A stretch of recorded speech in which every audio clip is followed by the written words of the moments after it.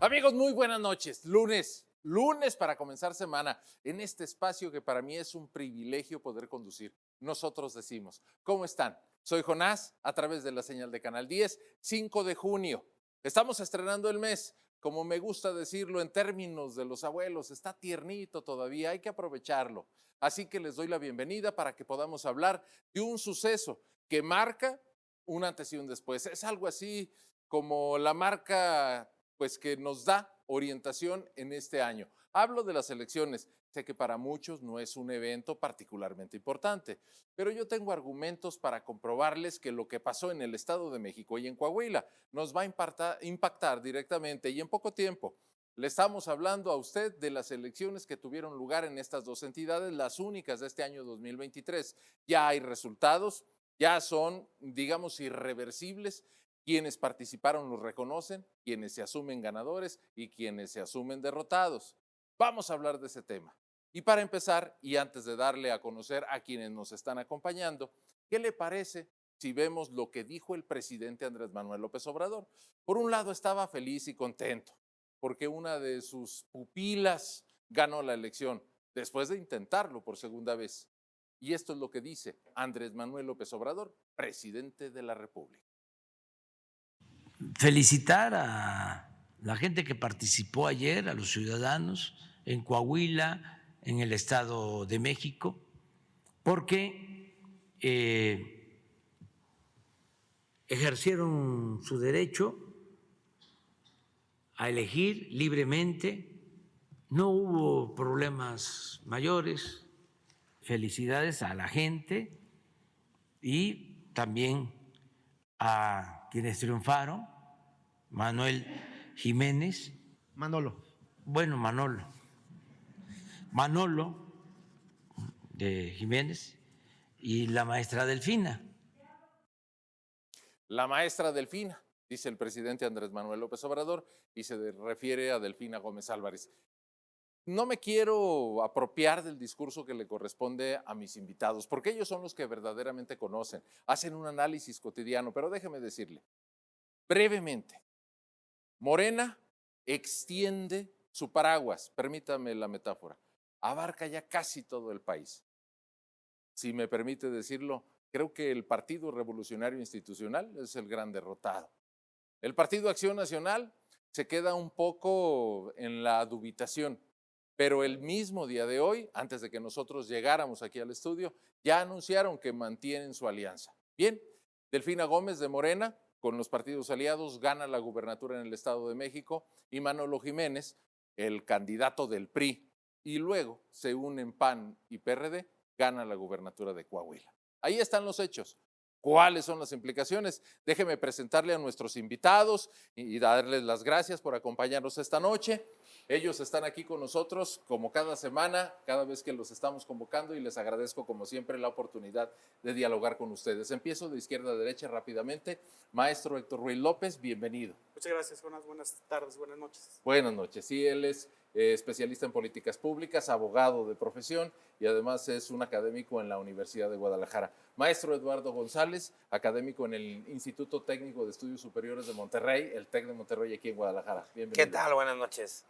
Y el maestro Vicente Viveros, que también es analista y también es académico y maestro de nuevas formaciones profesionales en la Universidad de Guadalajara. Bienvenido. Gracias, Jonás. Buenas noches. Bueno, quiero aprovechar, agradecerles que los tres son amigos de la casa, han venido constantemente a nuestros diferentes espacios de opinión y les pido de entrada para darles a ustedes el tiempo y el punto de vista, su lectura de lo que está pasando. ¿Cuáles son las implicaciones de este resultado electoral? Porque no estamos hablando solo de que los habitantes del Estado de México van a ser gobernados por Delfina, ni que los coahuilenses van a ser gobernados por Manolo Jiménez. Hay mucho más que leer en esto.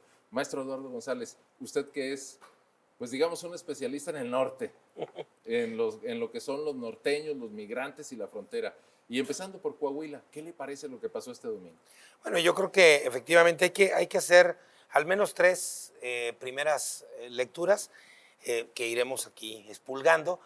La primera tiene que ver justo con el caso de Coahuila, luego el Estado de México y luego una nacional. En el caso en especial de Coahuila, me parece que se presentaron 2 o 3 situaciones de mucha importancia. La primera sigue siendo un espacio donde el PRI tiene una presencia muy fuerte, incluso si le quitáramos los votos que aporta el PRD y el PAN, pues el PRI solo, incluso si PAN y PRD hubieran ido del otro lado, pues no le alcanzaba para derrotar al O sea, al hubiera PRI. ganado Manolo Jiménez. Sí, me parece que la estructura partidista, la incursión de los gobiernos partidistas, priistas también en el Estado, pues juegan, y pues fue un resultado más o menos esperado. Me parece que lo único que sí llama la atención es que lo que veníamos viendo en las encuestas no daba una diferencia tan grande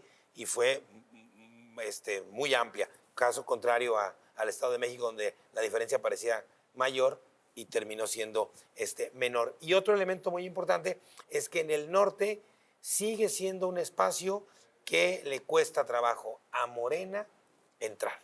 Si bien ya gobierna muchos estados del norte, pues es evidente que a lo largo de su historia del 2014 para acá, en los lugares en donde más ha tardado en entrar y comenzar a posicionarse, ha sido los estados del norte y no los del centro o los del sur. ¿Por qué será?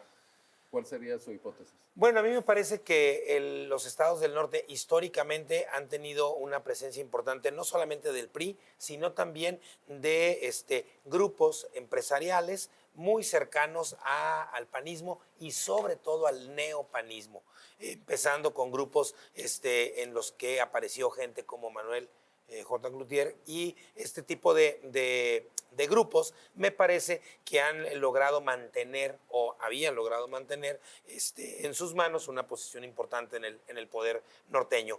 Y ahora pues vemos que Morena, si bien no ha sido la penetración que ha tenido en otros estados, pues sí ya comienza a tener presencia en el norte. Pero me parece que Durango y Coahuila pues es un corredor importante que muestra que en esa parte son frontera, entre ellos con Estados Unidos, pues Morena batalla para entrar. Bueno, revisando rápidamente antes de cederles la palabra, Durango tiene una población que anda rasguñando 700,000 habitantes, ¿no? Digo, en comparación, es que las dos elecciones y la cantidad de población que participó es muy importante. Estado de México es el estado con más población en cuanto a posibilidades de votar, 12 millones de personas, y allí pues incluye otro rasgo, que es el de la baja participación. Estado de México, Coahuila sí estuvieron muy cerca del 60%. Claro. Vicente Viveros, ¿cuál es su lectura así de inicio, los simbolismos, el alcance, lo que está impactando para 2024? Bien, gracias. Primero lo simbólico. El presidente de la República llegó en la mañana cantando a la mañanera. Y tenía mucha razón. No lo dijo con todas sus letras, pero no necesitaba decirlo. Como decían nuestras abuelas, Vicente, andas que trinas de gusto, literal. Por supuesto, y tiene toda la razón del mundo el presidente en su lógica. Yo por ahí tuiteaba ayer que el PRI no murió después de perder 2 elecciones presidenciales. Sigo convencido de ello. El requiem del PRI fue el día de ayer. Ayer terminó la historia política del grupo más importante en el país en menesteres políticos, el grupo Atlacomulco. Ya analizaremos más adelante, lo dejo nada más como colofón. Y en una caída estrepitosa, llegó a su culmen hace apenas 4 años, terminó hace 4 años su culmen con Enrique Peña Nieto. Por fin el grupo del profe Han lograba hacerse de la presidencia de la República. Y en 4 años, una caída estrepitosa al día de hoy. Entonces, simbólicamente el presidente podría decir, Lalo que es historiador, decir, hoy se cerró una página en la historia política del país. Y tiene toda la razón del mundo para hacerlo, del México posrevolucionario al día de ayer. Simbólicamente termina con el PRI. Numéricamente, el que tiene problemas es Acción Nacional. Acción Nacional aportó 1 de cada 5 votos en Coahuila. Y en el Estado de México han tenido el peor resultado en su historia. El PAN le aportó muy poco a la alianza en esta elección. Uno con el simbolismo y el otro con los números duros y fríos que podremos analizar más adelante. Pero además Coahuila tiene una particularidad a partir del día de ayer. Es el único estado de la República que no ha tenido alternancia política desde la Revolución Mexicana al día de ayer. Vicente, permiso y perdón la interrupción. ¿Eso está mal? No, no, O no, sea, no. porque luego pareciera, no han tenido alternancia. Qué retrasados están, ¿eh? No, habremos No sé. quien puede decir, la alternancia a veces no es mejor, es peor, pero sí no es común en una democracia plena. La particularidad de la democracia, una de las básicas teóricamente, es tener incertidumbre de quién va a ganar la elección, una democracia competitiva. Y en Coahuila no se ha dado. El PAN estuvo cerca de disputarle la gobernatura al PAN hace 20 años, 18 años, pero hasta ahí. Y con la diferencia del día de ayer, bueno, pues no queda duda, es avasallador el esquema. Y también hay que decirlo, problemas en todos los estados, pero Coahuila es un estado de progreso, un estado pujante, un estado económicamente que le aporta mucho al país, entrando a la particularidad de la franja entre Durango, Nuevo León y Coahuila, que hacían mención tú y el maestro Eduardo, sobre la complicación de Morena para entrar en el norte del país, frente a la relativa facilidad que tiene en la franja del Pacífico o del centro hacia el sur de México. Entonces, mucho que desglosar en ese sentido, pero el presidente tiene un gran triunfo el día de ayer. Simbólicamente termina con uno y numéricamente al otro lo pone contra las cuerdas. Sí, adelante. Solo comentar a propósito de lo que mencionas ahorita, Vicente, de esta permanencia del PRI en Coahuila, pues que no se nos olvide que fue carro completo. O sea, Ayer ganan pero a mí, las a mí me diputaciones, queda- la gubernatura, Y o sea, las tienen las todo, diputaciones tienen y los todo, distritos. sí, tienen todo. Pero ganó el PRI, ¿no es la coalición? No. Manolo Jiménez no es PAN, PRI, PRD. Si sumamos lo que aportan, pues es... El PAN le Ok. aportó a Manolo Jiménez 89,000 votos de los 741,000 que sacó. O sea, ganó el PRI. En Coahuila ganó el PRI. Invariablemente. Ok. Invariablemente. Y ya entraremos más en detalles. Maestro, sobre todo ver cuál es su lectura de lo que está pasando, porque además tuvimos oportunidad de platicar más temprano el día de hoy. Sí. ¿Ha cambiado en algo? No. Digo, hay varias lecturas que se pueden dar, como por ejemplo el vaso medio lleno, el vaso medio vacío. Yo diría que efectivamente ayer el PRI perdió una posición, un estado emblemático para ellos, simbólico, y como ya bien dijiste, uno que de los que tiene el padrón electoral más numeroso dentro de la Pues el más República. grande del país. El más grande del país. 12 millones. Pero, no perdió contundentemente como las encuestas decían, ventajas de 25, 20%, la diferencia fue del 8.3%, los votos que obtuvo Alejandra del Moral fueron 2.752.000 votos, es decir, 700,000 votos más de los que sacó Alfredo del Mazo hace 6 años, ¿no? Es decir, incrementó en 700,000 votos los de Alejandra del Moral, ¿no? Y si sumáramos ambas elecciones, es decir, si quisiéramos hacer un ejercicio de tomar todo el análisis completo, Coahuila, Estado de México, los votos en conjunto, por ejemplo, de Morena y aliados, es decir, sumando por separado los del PT, los de Verde Ecologista junto con los de Guadiana, en total sacaron 3.798.000 votos contra 3.494.000. Es decir, 300,000 votos de diferencia. No Los es, dos estados. los dos estados sumando aquellos que no jugaron en coalición en Coahuila. Ahora, si no los sumáramos, la diferencia son solo 54,000 votos. A ver, déjenme preguntarles a los tres y empiezo por el maestro Héctor Ruiz López. ¿Todas estas matemáticas nos dicen algo? Porque finalmente en Coahuila va a gobernar Manolo Jiménez y en el Estado de México va a gobernar Delfina. Y se habla de que con ella llega el grupo Texcoco y con Manolo, pues dicen que siguen los Moreira. Eso es lo que dicen. ¿No son así como matemáticas como para consolarse, maestro Héctor Ruiz López? Bueno, yo lo que digo es que lo que pasó la jornada de ayer fue un laboratorio para experimentar cómo le podría ir, por ejemplo, a Morena sin sus PT o Verde Ecologista, sin sus aliados o sus, que son males necesarios para él. Creo que está demostrado por lo que sucedió en Coahuila. Si va solo, es probable que puedan ganar, pero con un margen menor, ¿no? O sea, le puede restar votos, ¿no? El hecho de que a lo mejor Movimiento Ciudadano compita como una tercera vía, puede restarle votos. La pregunta es a quién. Desde mi perspectiva, creo que le restaría más votos a Morena que a la alianza PAN-PRI-PRD, ¿no? Voy a hacer una primera pausa. Me queda todavía 30 segundos, pero dejo tratando de sacar algo en claro para después del corte regresarles a ustedes la voz. La derrota estrepitosa del PRI en el Estado de México. Eso creo que ustedes coinciden y si no, al regreso de la pausa lo corregimos. La victoria del PRI, más que de la alianza en Coahuila, y un escenario en el que el presidente se siente muy cómodo, muy contento, porque creo que esto es, dicen, un laboratorio. Yo a veces me quedo pensando que comulgamos con muchas metáforas que luego no son tan sostenibles, pero lo compro. Este es un laboratorio para 2024. Ya ustedes me dirán.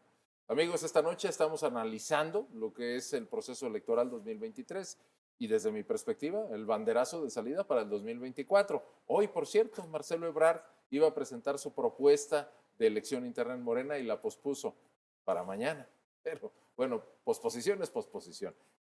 Los expertos aquí en la mesa nos dirán qué opinan. Volvemos.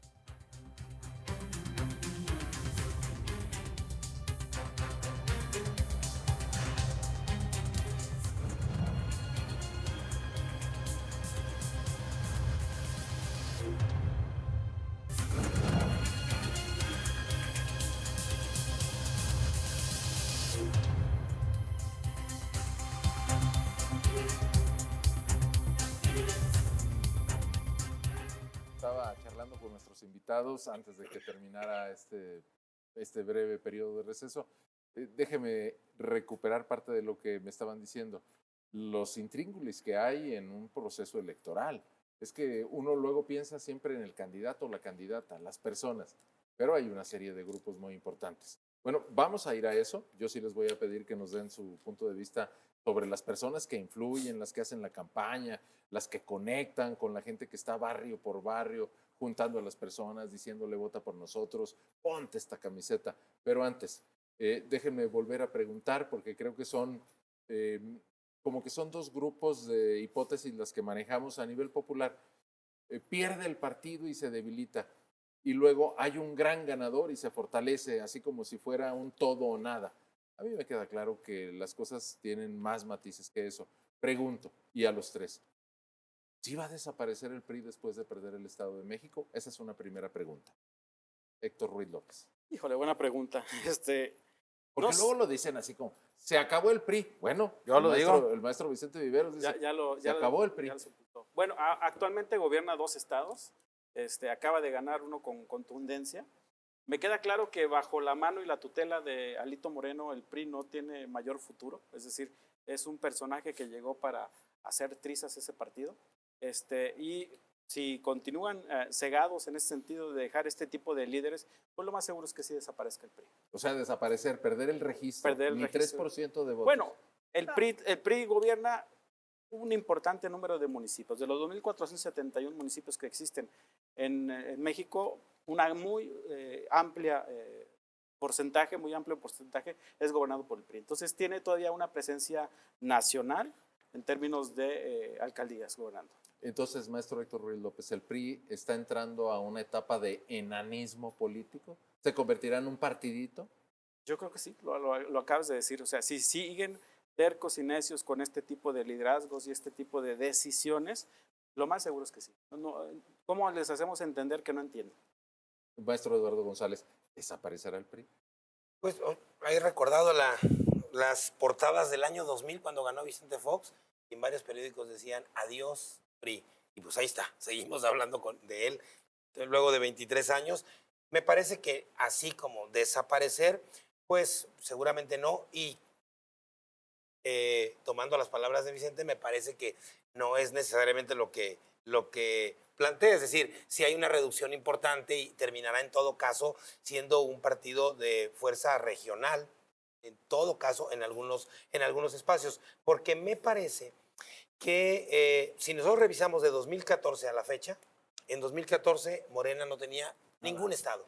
Hoy tiene 22 y el PRI tiene 2. Pero además de que solo tiene 2, pues esta idea o esta narrativa que salen y nos quieren vender, de decir, bueno, hay 3 millones y tanto de votos aquí, 3 millones de votos acá, y en realidad, pues se jugaron 2 estados, yo gané uno y perdí otro, empatamos.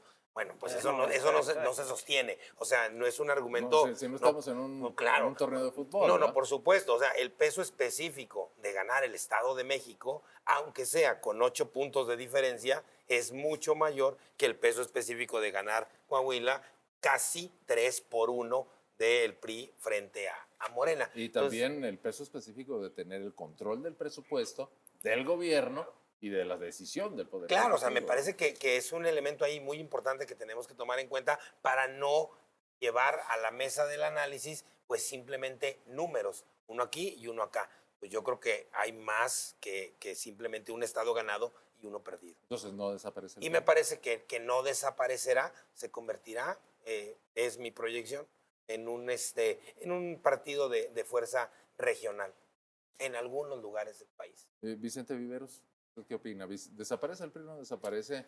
Porque hay algunos que dicen, adiós, grupo Atlacomulco, sepultado, viene el grupo Texcoco. Yo, Digo, a ver, espérame.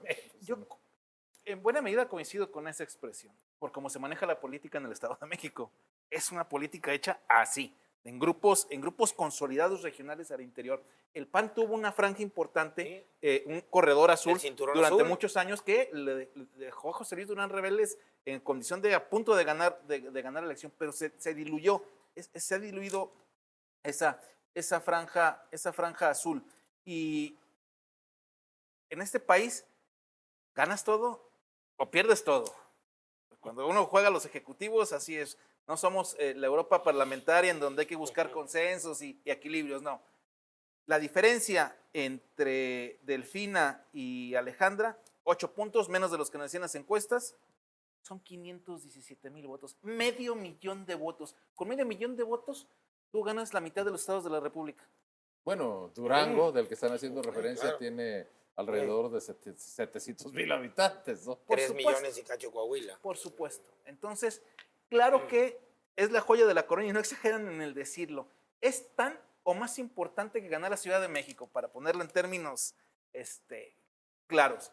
Y hay una franja ascendente. No es lo mismo jugar de oposición, aunque tengas el apoyo del presidente de la República, a jugar, como tú lo acabas de decir, siendo gobernador y teniendo toda la estructura del gobierno del Estado operando a favor de un partido aceitada, con una elección en 12 meses, en 11 meses y días. Entonces, los ánimos también funcionan. Lo voy a poner en términos futboleros, con algo que acaba de pasar muy recientemente, el momento anímico que se vive en el partido de fútbol, como pasó en el América Chivas o en el Chivas contra los Tigres. Bueno, el momento anímico juega en este momento a favor de Morena en ese sentido. Y creo que será un empuje importante.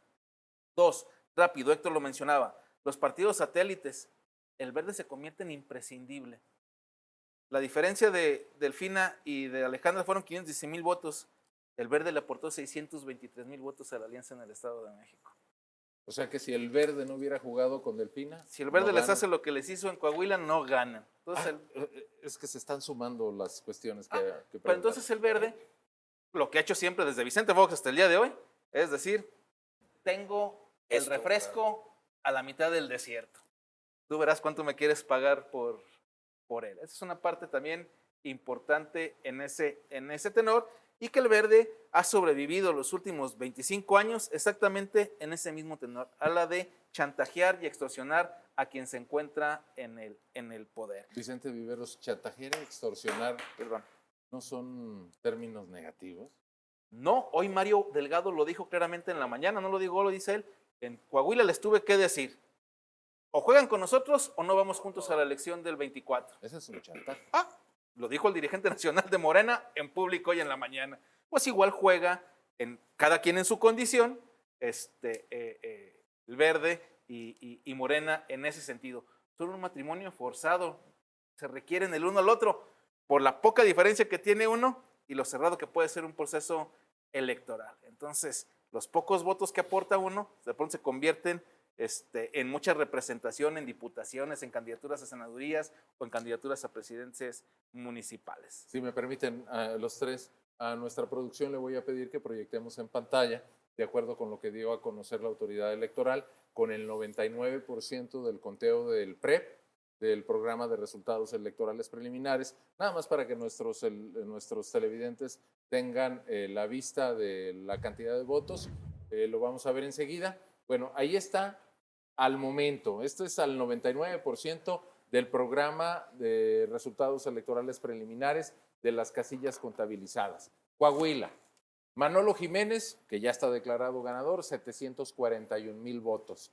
Armando Guadiana, que creo que fue un desastre de campaña, lo digo yo, no los estoy embarrando a ustedes, un hombre impresentable como candidato, fue un desastre desde el momento en que el presidente lo apoya, 279,527 votos, y Ricardo Mejía Verdeja, pues se queda con 173,209 votos. A mí me parece que en las condiciones que le tocaron jugar, pues el hombre defendió su posición con mucha dignidad. Sí.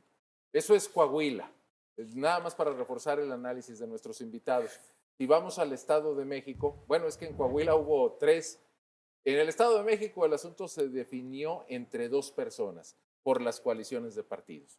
Delfina Gómez, insisto, estos son los datos del programa de resultados electorales preliminares con el 99% de las casillas contabilizadas. Estas cifras podrán variar en los próximos días porque habrá revisión y recuento de votos. Delfina, 3,263,000. Alejandra del Moral, 2,747,000. Es verdad, y con base en esas estadísticas, es verdad, les pregunto a los 3, que la que gana con esto es la señora Sheinbaum Pardo, porque se está haciendo un análisis de que el presidente le dijo, te encargo a ti, jefa de gobierno, la operación de las elecciones.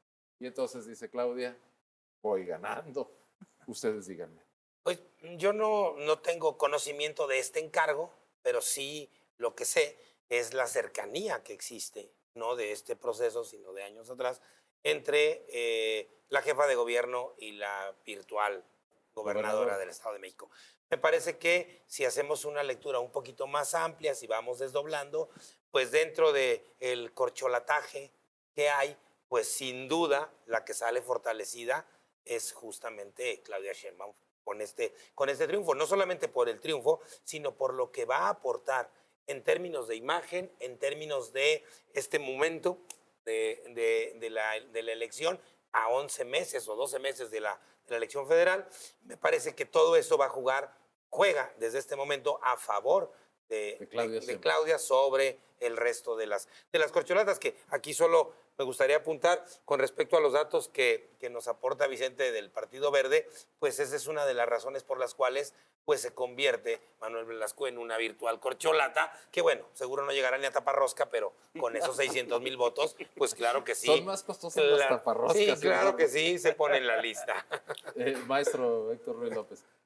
Bueno, ¿Gana Claudia? Yo creo que sí por el hecho, no sé si porque operó o no Bueno, seguramente lo hizo. Todas las crónicas señalan que sí. Seguramente lo hizo, aunque no tengo los elementos para comprobarlo yo, pero gana en el sentido de que Delfina es una persona muy leal y muy cercana al presidente Andrés Manuel, y lo mismo Claudia Sheinbaum. Entonces se convierte en un bloque, en un grupo de personas leales al presidente, y yo creo que en ese sentido sí gana Claudia. Vicente Viveros, ¿usted qué opina? ¿Sí gana Claudia? Porque vuelvo a refrendar el dato, no tengo certeza de por qué, pero Marcelo Ebrard había anunciado con muchos días de anticipación, el lunes 5 de junio presento mi propuesta para elegir candidato presidencial en Morena. Y de repente dice, ¿saben qué? La vamos a posponer. Es que están desvelados. ¿Es que están desvelados? Eso dijo. A mí me huele más a que le torcieron el brazo. Ahorita rápidamente sacaba datos. La gobernadora es virtual, pero es gobernadora electa. Pues ya a partir del miércoles, ya la reconoció. Delfina Gómez y Claudia Sheinbaum, por breve tiempo, un lapso reducido, pero gobernadora entre las dos a 35 millones de mexicanos. 2 mujeres van a gobernar una tercera parte del país. Por supuesto que favorece a Claudia Sheinbaum. Además, el presidente venció el grupo más político, más poderoso del país con una mujer. Eso no hay que dejarlo de decir. A ver, Vicente. ¿Y qué pasa con Higinio Martínez y Horacio Duarte? No. Lo que pasó con Manlio Fabio Beltrones. Muchos dicen que ellos son los verdaderos jefes. No tengo pruebas, pero tampoco tengo dudas.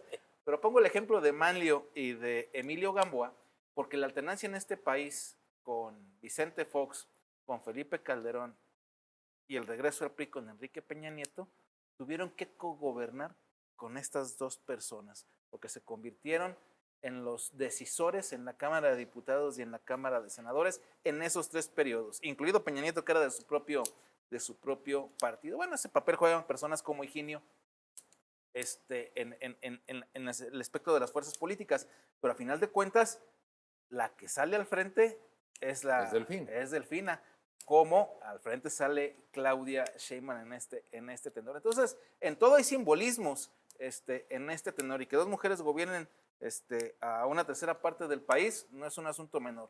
Los 2 presupuestos más grandes, los 2 padrones electorales más grandes del país. Además son vecinos. Y a eso voy. Y en el egocentrismo político que vive este país, pues gobiernan el centro político neurálgico de México. Entonces, yo sí creo que le favorece mucho a Claudia Sheinbaum. En política todo puede suceder, pero a menos de que suceda algo extraordinario, creo que el tema está definido. Voy a hacer pausa. Héctor Ruiz, Eduardo González, Vicente Viveros, amigos que nos están viendo, denos una oportunidad. Esto es un corte muy breve y regreso con ustedes. Les voy a preguntar a nuestros invitados. Y a todo esto, Movimiento Ciudadano, ¿qué? Ellos seguramente tienen ya argumentos. Volvemos.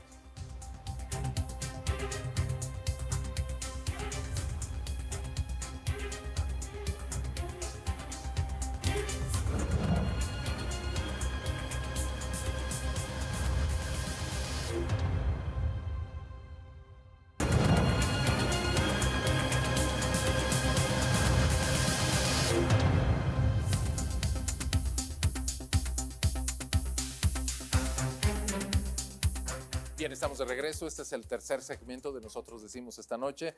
Bueno, en una charla muy enriquecedora que estoy seguro les está dando mucha luz sobre algo que de repente es así como lejano. Ah, sí, hubo elecciones.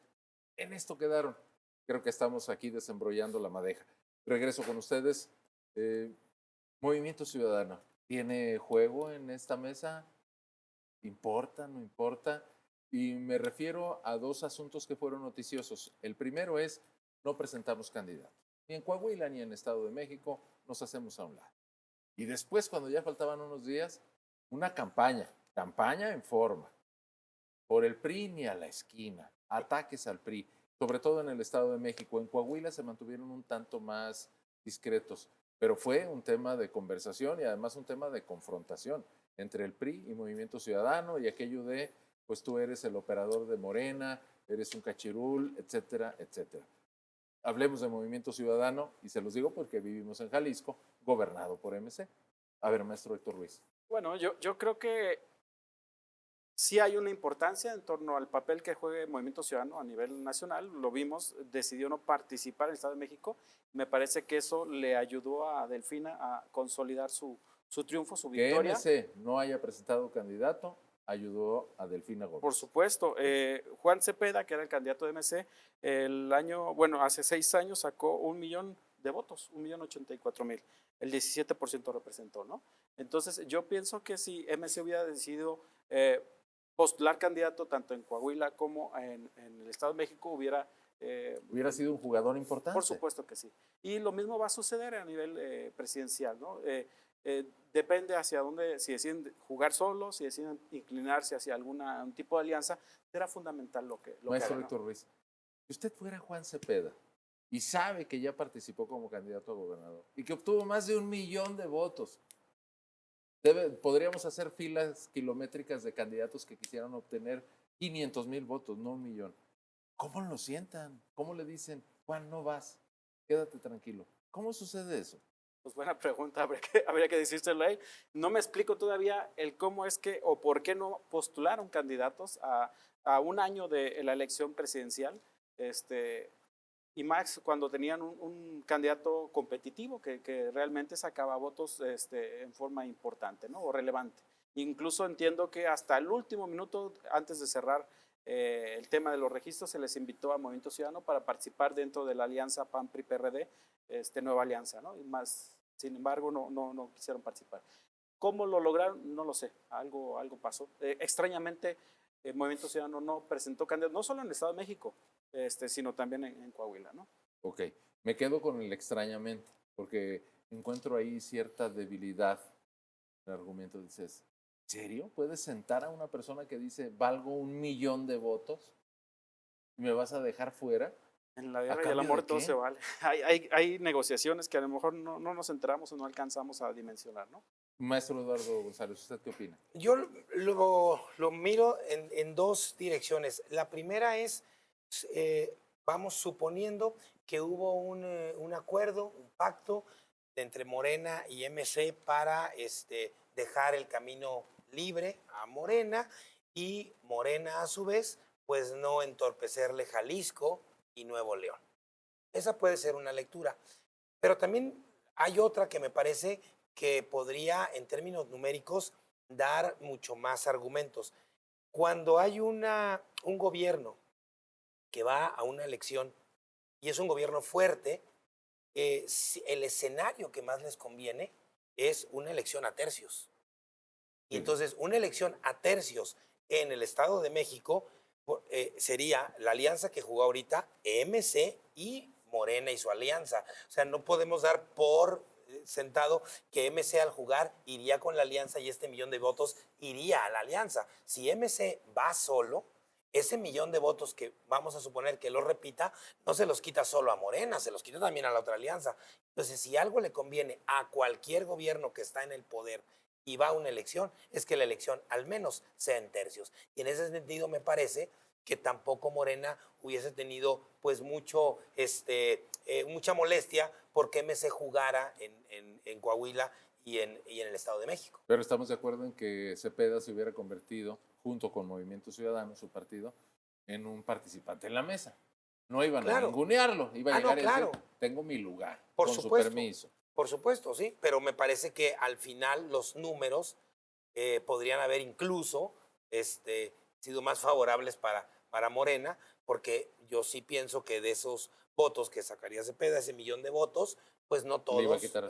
claro, Bueno, qué raro serían de porque Morena. todo el mundo empezó a opinar que Cepeda hubiera ayudado con su presencia Sí, a la alianza PAN. porque justamente la narrativa es esa, es decir, todos van juntos contra Morena y pues no necesariamente es así y lo vimos en el discurso de Marco Cortés contra MC y en la campaña de MC contra el PRI. Vicente Viveros, MC. Volvemos al punto de partida. ¿Qué pinta aquí? Trato de dar argumentos numéricos. Y trato de entender la justificación de MC por no ir en una alianza a la elección del 24. Acabamos con diferentes tonalidades, pero todos de coincidir en que el PRI se va a convertir en un partido... En el RIP. En el RIP. En un partido que Alfredo. lejos le quedarán los 20%, lejos de la próxima elección. Entonces, ¿por qué MC no puede apostar a ser la tercera fuerza política en el Congreso de la Unión, tanto en la Cámara de Senadores como en la Cámara de Diputados? Y eso lo convierte En solitario, sin alianza. por supuesto que en solitario. Eso lo convierte en un actor de negociación en la mesa de la toma de decisiones del país, que no la tiene el día de hoy. Esa palanca la tienen hoy el PAN y el PRI. Pero ¿qué tal que el Movimiento Ciudadano logre un mayor número de votos en la Cámara de Diputados y en la Cámara de Senadores que el PRI y se acerque al PAN? Porque al final de cuentas ellos van a terciar sus votos entre el PRD, entre el PAN y entre el PRI. Entonces, si MC entrara a la alianza, sería una larga cola. Y en la distribución de las candidaturas en los distritos le tocaría El cabuz. ínfimo. Tiene muchas más expectativas de lograr resultados, no para la presidencia de la República. Y yo espero que todo el mundo entienda, empezando por la oposición, que el tema no es la presidencia de la República, el tema es mantener los equilibrios en el Congreso de la Unión. Esa es la lucha política que debemos de tener en la elección del 24. Entonces MC puede apostar, que creo que es lo que está haciendo, a ir solo para tratar de lograr convertirse en la tercera fuerza política en el Congreso de la Unión y eso darle una condición de expectativa de futuro mucho más grande que la que tiene hoy. Yo creo que esa es la justificación numérica por la cual MC no va en alianza. Por más que se le invite, no irá en la alianza presidencial el año entrante. Ahora, si me permiten, cambio de página, a lo mejor hasta abruptamente, pero sí me interesa que ustedes nos digan y nos compartan para nuestros televidentes. ¿Qué les pareció el desempeño de la autoridad electoral? Porque no hemos hablado ni de disturbios, ni de robo de urnas, nada. Y esto justo después de las movilizaciones masivas para defender al INE. Hubo 2 elecciones, en una baja votación, en otra un tanto grande, pero nadie dice nada de la autoridad, lo cual a mí me explica que la autoridad hizo su chamba. ¿Qué opinan ustedes? Sí, a mí me parece que cuando en un evento como este, eh, del que menos se habla es del árbitro, es que hizo un muy buen papel. Y hubiese habido otras circunstancias, pues seguramente estaríamos ahorita hablando del Instituto Estatal Electoral Mexiquense y del Federal. Me parece que en ese sentido los órganos electorales vuelven a dar la cara y hacer el trabajo pues para lo que está, ¿no? Que tienen que hacer. Y justifican que no se necesita la reforma electoral en ese sentido. Sí, o sea, Pregunto. me parece, yo creo que no toda la reforma, como aquí lo hemos platicado, pero sí habrá algunas cosas, entre ellas el recurso, que sí me parece que se podría hacer algún ajuste, pero no toda la reforma electoral que se mandó desde Palacio Nacional al Congreso de la Unión. Héctor Ruiz, ya me están apresurando, Sí, pero sí. ustedes Bueno, tienen una opinión. Recordemos que el plan B, parte del plan B era debilitar en gran medida a los institutos electorales locales, ¿no? Los querían desaparecer. Los querían prácticamente desaparecer, ¿no? Y creo que, como ya dijeron, el hecho de que no se platique o no se hable de algún tipo de anomalía o falta mayor, sí hay detenidos, hay acusaciones. De hecho, estas elecciones cada día son más vigiladas, todo el mundo tiene un smartphone, cámaras, he visto videos, etcétera, etcétera. Pero, sin embargo, creo que fue un proceso limpio en términos de que no hubo disturbios, además de que el Instituto Nacional Electoral salió con su conteo rápido, muy acertado, muy atinado, sin discusión. Los resultados finales que nos da el PREP son muy similares a lo que dijo el INE, entonces creo que intachable, impecable. Evidentemente ya no está Lorenzo Córdoba, por eso ya bajó la intensidad de los ataques y pues yo creo que hizo su papel. Ojo, las reglas actuales vigentes son las justas y las necesarias que tenemos para llevar a cabo un proceso electoral en forma pacífica y tranquila. Don Vicente. Por supuesto que se pueden mejorar los órganos electorales, ¿no? Eso no tengo la menor duda. Y ojalá lo hagamos en una discusión sensata, de altura. Inteligente. No pero, partidizada. Pero bien pagado lo que nos cuestan los órganos electorales después de estos 2 procesos electorales. Vicente, ¿ustedes saben cuál es la cantidad que se especula, se dice, se maneja, que costó la campaña electoral en el Estado de México? 1,500 millones de pesos. Para los 2, ¿eh? Para Delfina y para la señora Alejandra. Pero O sea, gastado por partidos. Ah, sí. No por instituto electoral. Hacer la Sí, claro. campaña me costó 1,500 millones. Yo a veces digo, bueno, nos peleamos por el garbanzo cuando tenemos la olla ahí llena. Por supuesto. Y claro que el tema de los salarios de los consejeros electorales está a discusión. Y en efecto, sería pertinente tener otro tenor. Pero en verdad es un grano en la arena frente a lo que se aporta a la democracia profesional de este país. Y si las elecciones son tan caras en este país, es porque son inversamente proporcional a la confianza que nos tenemos los unos a los otros en este México. Perdón, Vicente, amigos, y porque son un negocio. Ah, claro. Las elecciones Sin son duda. un gran y un buen negocio, claro. Bien, voy a hacer la pausa, si me permiten, regresamos rapidísimo. Amigos, esto es Nosotros Decimos, nos queda un segmento todavía. Sigan aquí en Canal 10 Quiero TV. Me acompañan Vicente Viveros, Eduardo González, Héctor Ruiz López. Ya volvemos.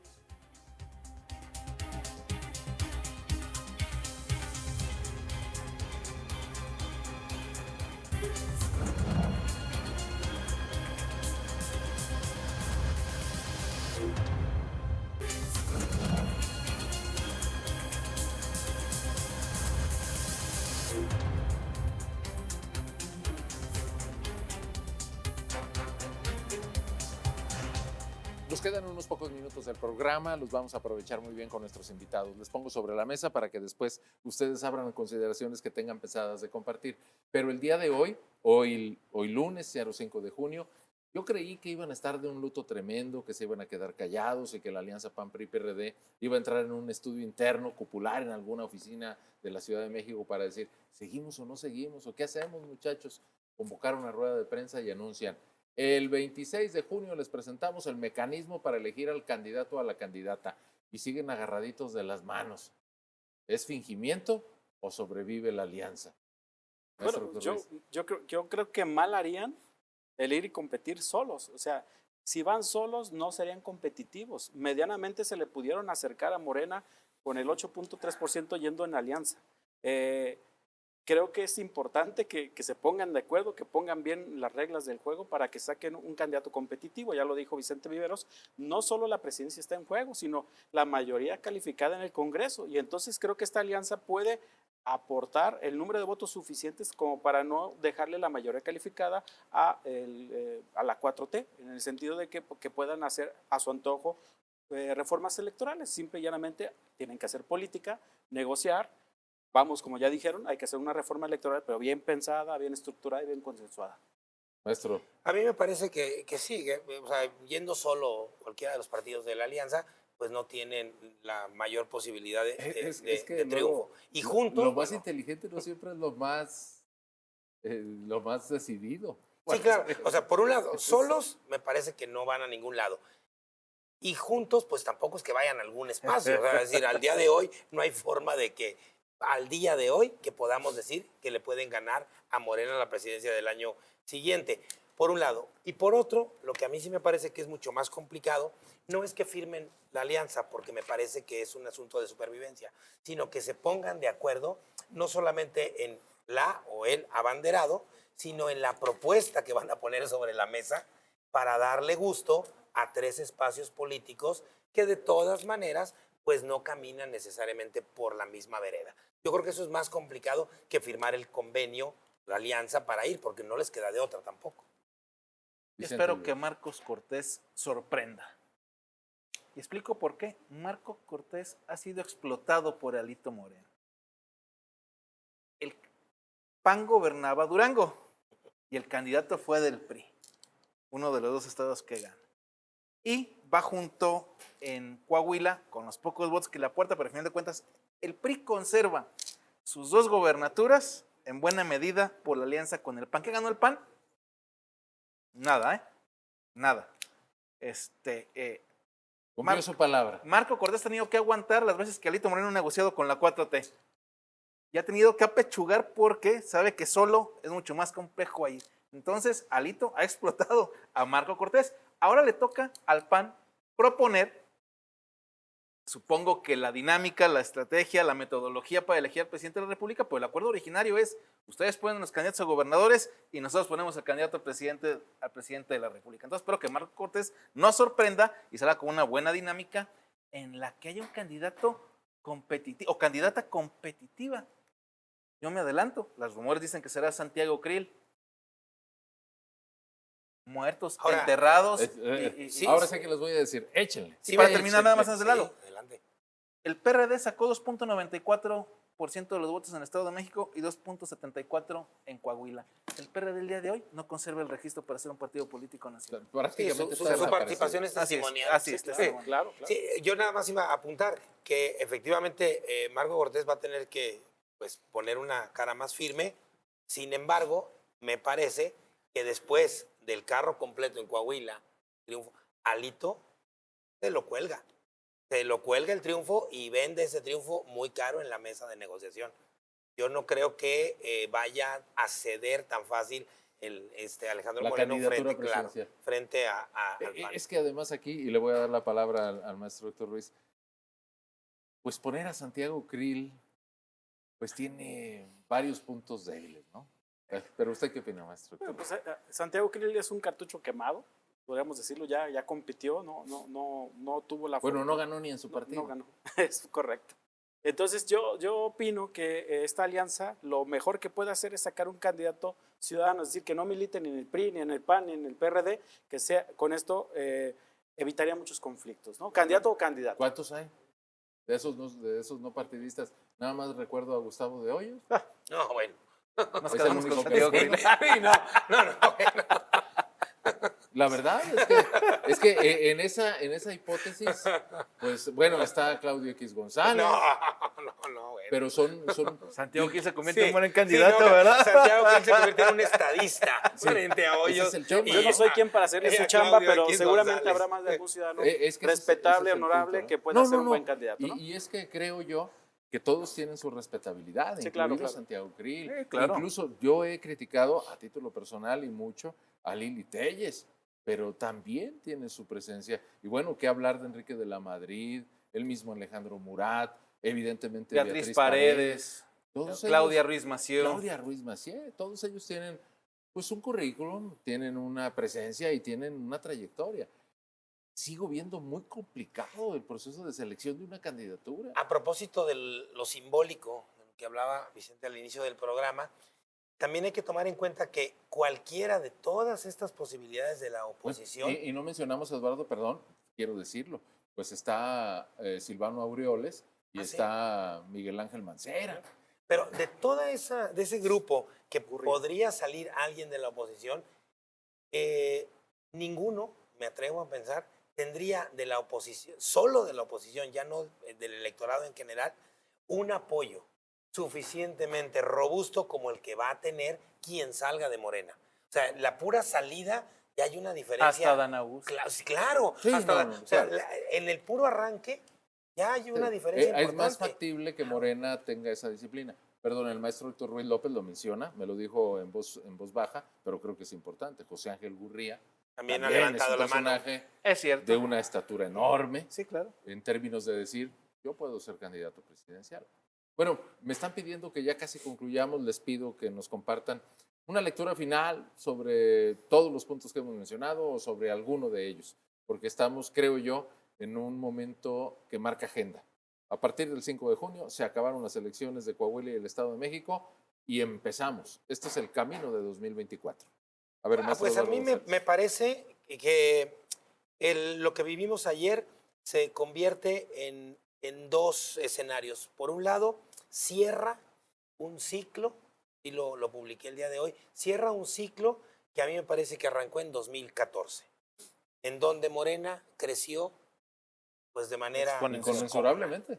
y también abre el nuevo ciclo que tendrá su periodo fundacional de alguna manera en la elección del año siguiente. A mí me parece que esto no era solamente el arranque de lo que viene, sino es una manera de voltear y decir, en 9 años de 0 gobiernos estatales, pues tenemos 22, la presidencia, la Cámara Federal de Diputados y el Senado. Que no en el término de necesariamente es Morena. una buena noticia. No, es lo que hay. Claro. Es lo que hay. Es lo que hay. Maestro Héctor Ruiz. Bueno, haciéndole un poco de abogado del diablo, el hecho de tener 21 o 23 gubernaturas no te garantiza el triunfo. Sí, un margen de operación, de estructura, pero recordemos que tanto Vicente Fox cuando ganó, el PAN no tenía tantas gubernaturas, o cuando Andrés Manuel López ganó, no tenía Morena Claro. todas las gubernaturas. Entonces, si bien es cierto, se ha ampliado considerablemente la presencia de Morena en los estados, en las gubernaturas, pero también es cierto que no es tan relevante, tan importante o contundente si se cuenta con un candidato competitivo. Punto. Un candidato El problema, competitivo. o candidata, pues, ¿no? Sí, al día de hoy no lo hay.